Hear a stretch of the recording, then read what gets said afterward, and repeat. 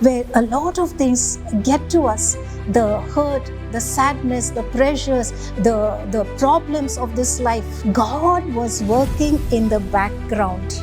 Don't dwell in that sadness, in that hopelessness, in that situation. Turn to God. God will restore.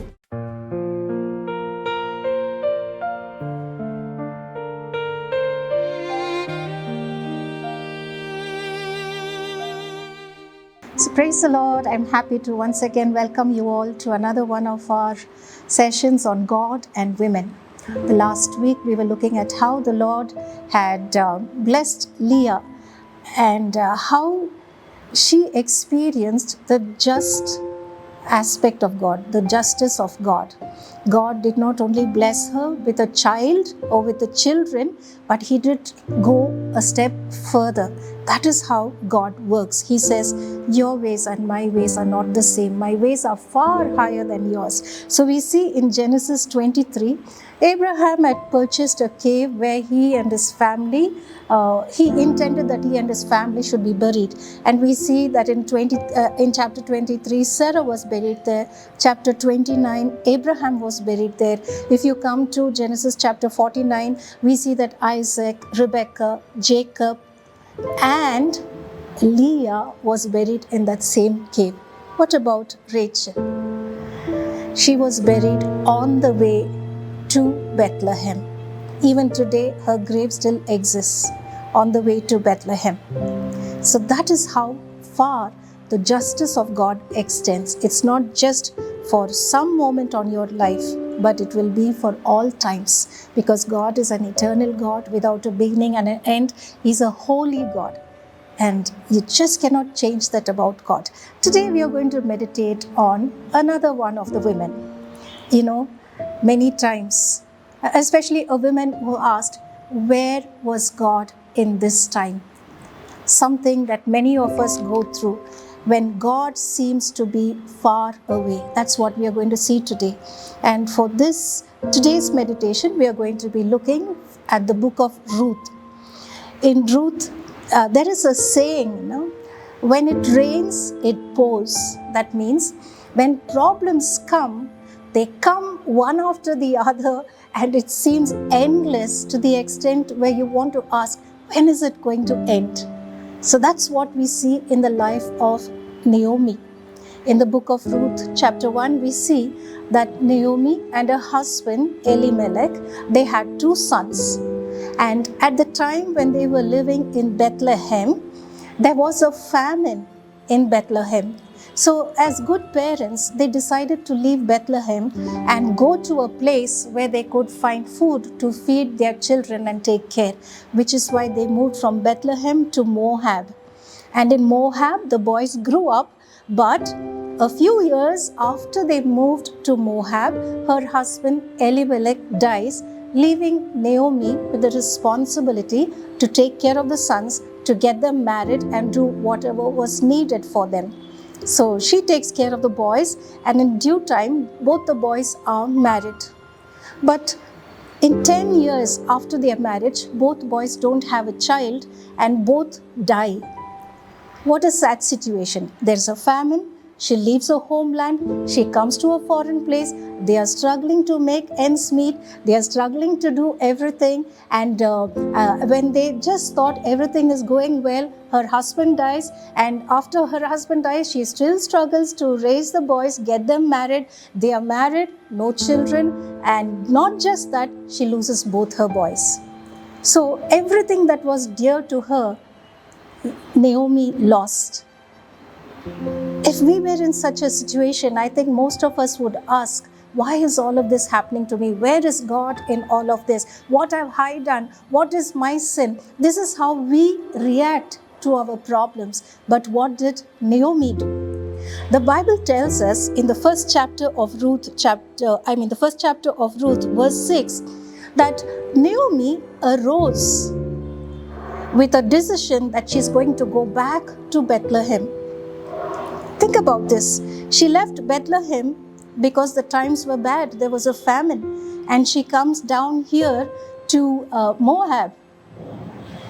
But here she's lost everyone dear to her. And so she decides, I'm going to go back, which many of us would not do. For shame, you went overseas, and instead of doing well, you're coming back as a nothing.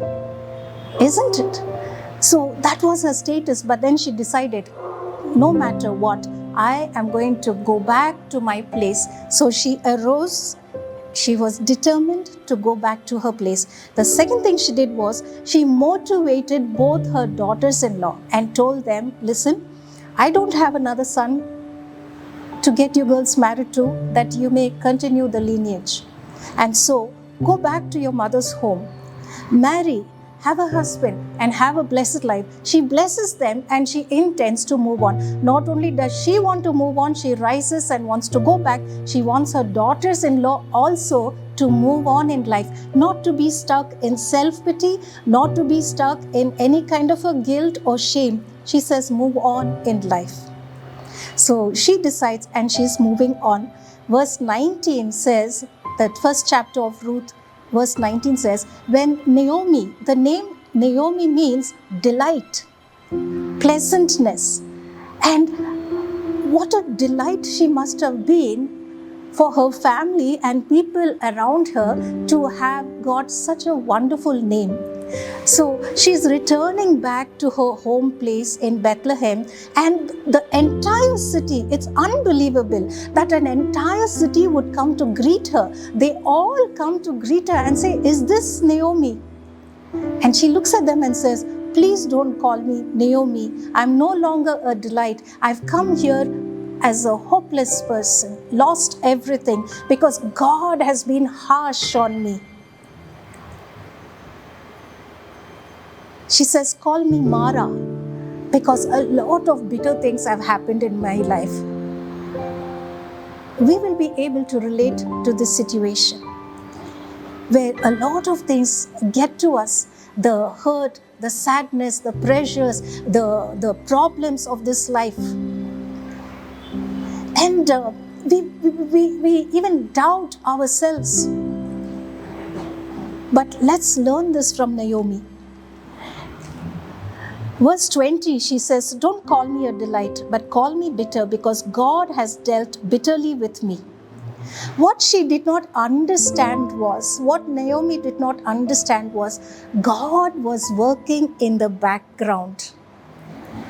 God was working out something for her in the background, which she did not know and she did not realize. God was working something beautiful. I'd like to conclude this study. God was working something beautiful for Naomi through her daughter-in-law, Ruth, who decided not to leave the mother-in-law. We'll look about this in the next week. But for now, I'd like to say, I want to conclude with this, that what the Lord did for Naomi, that is in Ruth chapter 4, verse 14, the verse said, the Lord blessed Ruth with a son. But when the neighbors and the other women, they came to meet Naomi, who's now a grandmother, they say, the Lord has blessed Naomi with a son, somebody to continue with her lineage. And they bless her, saying, may this son who is born not only continue your lineage, but also may he be a support to you in your old days. I want to read this to you. The women praised God who blessed Naomi, saying, God has not left you. Today he has given you a son. May this son nourish and take care of you in your old age. Chapter 4, verse 16. And this son that was born to Ruth is the grandfather of King David, whom we all know. Yes, the same King David who fought Goliath. Many times it's very easy for us to question God, to curse others, to live in pity, to give up without knowing what God is working for us in the background. I want to encourage you today, like what Naomi did. Don't dwell in that sadness, in that hopelessness, in that situation. I would rather suggest you arise, get up. Number 2, return. She returned to her hometown. My suggestion to you would be, turn to God. Turn to God. Arise, turn to God. And when you do that, God will restore. That is what the Lord did for Naomi. He restored her honor. He restored her family. He restored the glory. He restored everything she thought that she had lost. So arise, return, and God will restore. I want to encourage you with this verse which is found in 1 Corinthians chapter 10 verse 13. It says that God will not tempt us beyond that which we can bear, but along with that, He will also give us the strength. You know why? I'm reading the verse. No temptation has overtaken you except such as is common to man, but God is faithful, who will not allow you to be tempted beyond what you are able, but with the temptation, with the problem, He will also make a way for you to escape and give you the strength to be able to bear it. 1 Corinthians chapter 10 verse 13. And there are other beautiful scriptures. Psalm 46:10 says, "Be still and know I am God." Rather than complaining, rather than dwelling in pity, rather than, giving up, quitting, I would say, be still in His presence and know that He is God. The God who worked for Naomi, the God who restored Naomi will work for you. He will restore unto you. Every moment that the locust has stolen away, I pray that the Lord will return 100-fold back into you, into your lives. Another beautiful scripture from Philippians 4:6, which says, "Do not be anxious about anything, but in everything with thanksgiving, let your requests be made known to God, and the peace of God that passes all understanding will fill your hearts." Let us pray. Heavenly Father, we thank you for this beautiful scripture portion, Lord. Thank you for teaching us from the life of Naomi, Father, that when problems come, Father God, yes, Lord, when it rains, it pours, they say, but it is not so for the children who know you, for the children who love you, because we know, Lord, that you are there with us and you are working something out for us in the background, things that are beyond our imagination, things that are beyond our expectation, Father God. Lord, Isaiah said, when the enemy came like a flood, Lord, the Spirit of God raised up a banner. This is my prayer for every sister watching and hearing me. May the Lord raise up a banner for every one of them, O Lord, especially those who are being battered by the floods brought by the enemy, Lord. May the peace of God, which passes all understanding, fill their lives, fill their hearts, fill their homes, O Father. May your favor rest upon them, Lord. You are an eternal God, immutable God, omnipresent Father, omniscient God. With thee all things are possible, Lord. And I thank you, Father, that you will do something new, that you will restore, Father Lord, broken hearts, broken lives, broken families, for the glory of your name, Lord, in Jesus' name. Amen. Thank you so much for watching. It's been a pleasure sharing God's word with you all. I hope it has blessed you. Until the next week, may the Lord bless you, keep you, strengthen you, uphold you, protect you, and preserve you.